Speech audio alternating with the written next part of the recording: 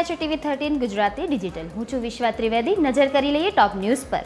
પાદરાના ગંભીર બ્રિજ અકસ્માત બાદ વધુ એક પુલ ધરાશાયી. હિટાચી અને 8થી વધુ લોકો 15 ફૂટ ઉપરથી નદીમાં ખાબક્યા હોવાની પ્રાથમિક માહિતી.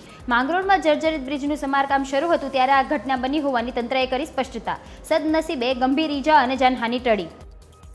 ટ્રમ્પે રશિયાને આપી ધમકી. કહ્યું 50 દિવસમાં યુદ્ધ મામલે સમજૂતી કરો, નહીંતર ભારે ટેરિફ લગાવાશે.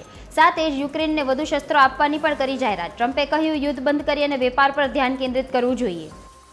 દેશમાં વધતી જતી સ્થૂળતાની સમસ્યાને નિયંત્રણમાં લાવવા માટે કેન્દ્રીય આરોગ્ય મંત્રાલયે લીધો એક મોટો નિર્ણય.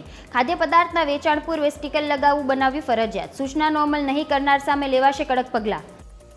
ક્ષત્રિય સમાજના આગેવાન પીટી જાડેજાનો પાસાનો હુકમ કરાયો રદ. અમરનાથ મહાદેવ મંદિરમાં આરતીના વિવાદમાં પાસા હેઠળ સાબરમતી જેલમાં ધકેલાયા હતા જાડેજા. આજે મળશે છુટકારો. શુભાંશુ શુક્લા સહિતના 4 અવકાશયાત્રીઓ આજે ISSથી રિટર્ન થશે. 23 કલાકની મુસાફરી કરી આજે બપોરે 3 વાગ્યે પૃથ્વી પર થશે સ્પેસ ડાઉન. 263 કિલોથી વધુ કાર્ગો સાથે પરત ફરશે અવકાશયાન. અરવલ્લીમાં દૂધના ભાવ વધારાની માંગને લઈને પશુપાલકોનો રોષ યથાવત. બાયડ, ધનસુરા, મોડાસા સહિતના ગ્રામ્ય વિસ્તારોમાં રસ્તા પર દૂધ ઢોળી નોંધાવ્યો વિરોધ.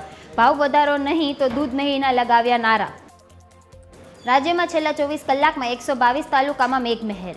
રાજ્યમાં ચોમાસાની સિઝનનો અત્યાર સુધીનો 50% વરસાદ વરસ્યો. સૌથી વધુ કચ્છ ઝોનમાં સરેરાશ 58.46% નોંધાયો. મોસમનો સૌથી ઓછો વરસાદ મધ્ય પૂર્વ ઝોનમાં 48.85% વરસ્યો.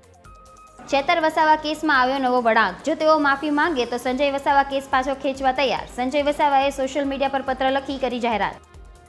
બોમ્બે સ્ટોક એક્સચેન્જને બોમ્બથી ઉડાઈ દેવાની ધમકી મળી છે. ધમકીભર્યો ઈમેલ મોકલવામાં આવ્યો છે જેમાં દાવો કરવામાં આવ્યો છે કે તેના ટાવર બિલ્ડિંગમાં 4 RDX LED બોમ્બ લગાવવામાં આવ્યા છે અને બપોરે 3 વાગ્યે વિસ્ફોટ થશે. રેલવેની તત્કાલ ટિકિટ બુકિંગના નિયમોમાં કરાયા ફેરફાર. આજથી થશે લાગુ. આજથી તાત્કાલિક ટિકિટ બુકિંગ કરવા આધાર વેરિફિકેશન ફરજિયાત. આધાર OTPથી રેલવેની તત્કાલ ટિકિટ કરી શકાશે બુક. મુસાફરોને મળી રહેશે હવે સરળતાથી ટિકિટ.